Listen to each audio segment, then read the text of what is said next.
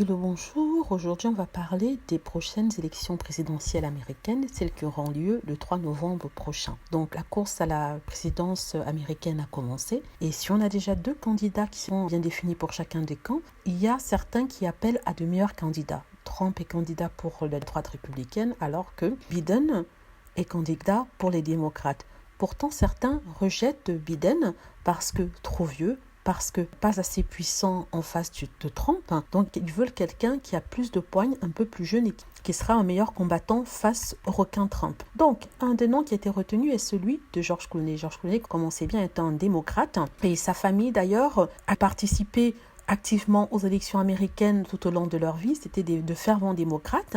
Et il y a une personne dans sa famille qui a été sénateur. Donc, George Clooney est appelé par ses fans, par les démocrates américains à prendre les rênes du pays, c'est-à-dire à se mesurer à Trump. Trump qu'il a beaucoup critiqué tout au long de ces 4 années. Et on lui demande s'il veut vraiment faire changer des choses. Au lieu de faire des tweets dans les journaux, il faudra qu'il se présente et c'est un meilleur candidat. Face à cela, George Clooney a répondu qu'il ne souhaitait pas être président des États-Unis. Il aimerait bien se prononcer sur tout ce qui a trait aux lois qui sont votées, c'est-à-dire donner son opinion dans les médias, mais de là à faire campagne pour l'élection présidentielle américaine 2020, il a refusé parce qu'il n'était pas, peut-être pas à la hauteur de la tâche, mais il n'était pas intéressé par cela. Il ne veut pas faire partie du corps exécutif, il ne veut pas faire partie des personnes qui sont au pouvoir, parce qu'à partir du moment où vous êtes au pouvoir, vous n'avez plus le libre arbitre, vous êtes le client des partis et des lobbies, donc c'est ce qu'il ne veut absolument pas avoir. En même temps, sa femme Amal,